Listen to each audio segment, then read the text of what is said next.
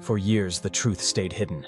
The victims forgotten, the cases left cold, until science revealed what time could not. This is decades in the dark, where cold cases are brought back to light. She had long blonde hair, bright blue eyes, and a dimpled smile that lit up every room. Petite and full of energy, she was known for her kindness, her soft voice, and how she always tried to make others feel included. Her family described her as sweet, sensitive, and joyful, with a touch of mischievous humor. At just 17 years old, Carla was a cheerleader at Western Hills High School in Fort Worth, Texas. She had big dreams. She wanted to become a teacher, or maybe a nurse. She loved music, fashion, and spending time with her two brothers and her little sister Cindy. She was also in love. Carla had been dating Rodney McCoy, the school's star quarterback, for nearly 6 months. They were considered the golden couple, inseparable, devoted, and deeply caring toward one another. Rodney called her the most beautiful person he'd ever met. On February 16, 1974, Carla and Rodney attended the school's Valentine's Day dance together. She wore a powder blue prom-style dress with long sleeves and carried a white clutch. They slow danced, laughed, and posed for photos. It was, by all accounts, a perfect night. Afterward, they stopped by a local drive-in to get sodas, then parked near Benbrook Lake, just to talk, unwind, and enjoy a quiet moment together. It was supposed to be an ordinary teenage date night, but nothing about what happened next was ordinary. As Carla and Rodney sat in his car, talking and kissing after the dance, they were completely unaware that someone was watching. A man crept up to the passenger side and suddenly ripped the door open. He pointed a pistol at them and shouted for Carla to get out. Rodney reacted instinctively. He lunged forward to protect her, but the man struck him in the head with the butt of the gun, over and over. Rodney slumped, dazed and bleeding. The blows fractured his skull. Carla screamed and tried to shield him. She begged the man not to shoot. "Please don't hurt him. I'll go with you," she said. The man yanked her from the car, dragging her away barefoot. Her purse and shoes were left behind. It all happened in seconds. Rodney drifted in and out of consciousness, blood pouring down his face. When he came to, Carla was gone. Somehow, injured and disoriented, he managed to stumble to a nearby house and call for help. The police responded quickly, but by the time they arrived, Carla and her abductor had vanished into the night. The Walker family reported Carla missing almost immediately. Police responded quickly, but the scene offered little to go on. Rodney was injured and shaken, and there were no fingerprints, no cameras, and no witnesses. By morning, flyers with Carla's face were being handed out across Fort Worth. Her photo ran on the front page of the Fort Worth Star-Telegram. Local radio stations broadcast descriptions of what she had been wearing: a powder blue dress, white heels, and a smile everyone seemed to remember. Volunteers, friends, and strangers joined the search, combing through wooded areas, drainage ditches, and desolate roads near Benbrook Lake.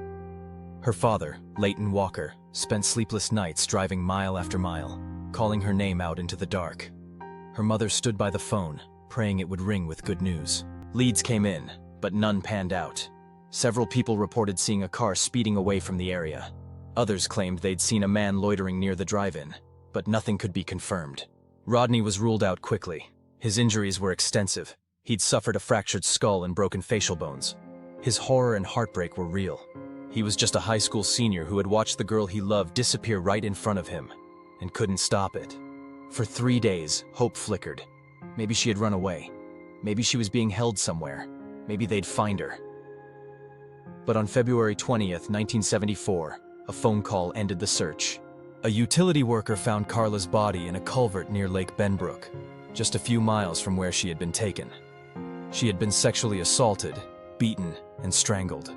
Her blue dress was still on her body. She had been dumped in plain sight, not buried, not hidden, just abandoned. The search was over, but the pain was just beginning. Years later, during his confession, McCurley said he had been drinking and simply driving around that night. He followed Carla and Rodney from the drive-in to their parking spot. After abducting Carla, he took her back to his house, while his wife and young son were asleep inside. There, he raped her repeatedly, holding her captive for hours. In his vague and emotionless confession, he claimed he didn't know what to do with her afterward. Eventually, he strangled her to death, possibly with a piece of rope or her own clothing. He loaded her body into his car and dumped her in a roadside drainage ditch, discarded like garbage. Then he went home, and for 46 years he said nothing. Back in 1974, detectives had little to work with. Rodney gave a description of the attacker: white male, mid-20s. But it wasn't enough. There was no surveillance video, no witnesses, and DNA testing wouldn't exist for another decade. They questioned hundreds of people. One of them was a man named Glenn Samuel McCurley. He owned a .22 Ruger pistol, the same caliber used in the abduction. But when police questioned him, he claimed the gun had been stolen. Over time, leads dried up. The case went cold.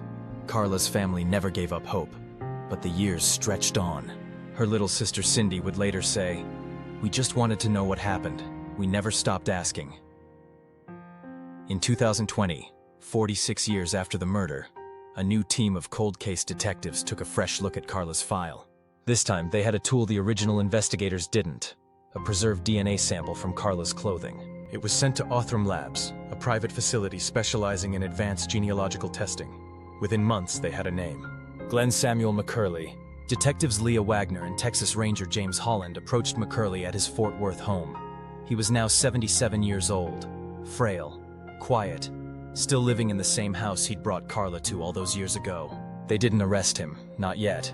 First, they chatted, asked if he remembered the case. He said no. They asked if he remembered owning a Ruger pistol. He claimed it had been stolen. Then they told him something he hadn't expected. His DNA had been found on Carla Walker's clothing. McCurley froze. He asked for a soda. He looked down. Then detectives handed him something else, a letter from Carla's brother, Jim Walker. The letter read, "My name is Jim Walker. I'm Carla's little brother. I want to know why. Why you took her from us. Why you ended her life and shattered ours. I was 12 when she was murdered, and I've lived with the pain every single day. I'm not writing to hate you. I'm writing to ask you to finally tell the truth, so we can have peace." McCurley read the letter in silence. His hands trembled. He began to cry. And then, slowly, haltingly, he confessed. He admitted to following Carla and Rodney, to hitting Rodney with his gun, to kidnapping Carla, to raping her, to killing her, and dumping her body. He offered no real reason, no remorse, just the bare facts. Detective Wagner later said, "He tried to act like a frail old man, but what he did was monstrous, and we finally made him face it." In August 2021, McCurley stood trial for the murder of Carla Walker. Just before the trial began, he changed his plea to guilty. He was sentenced to life in prison. For Carla's family, the moment brought a complex kind of closure, relief that justice had come, but sorrow for the years they had to wait. Her brother Jim told reporters, "She was the glue of our family, and she was stolen from us, but we never gave up." Carla was finally at peace. As for McCurley, the life sentence was short-lived. Less than a year later, on September 20th, 2022, he was found unresponsive in his cell at the Montford unit in Lubbock, Texas. He died shortly after being transported to a hospital. Authorities reported no signs of foul play. He spent just 13 months behind bars, a fraction of the time he stole from Carla and her family. Carla Walker's story is one of those rare cold cases that ends with answers, but it also reveals how many decades it can take, and how families carry the pain for a lifetime. Thanks to advances in forensic science and the persistence of detectives, Carla's voice was finally heard. This is Decades in the Dark, where science brings the past to light. Subscribe for more stories where justice never expires.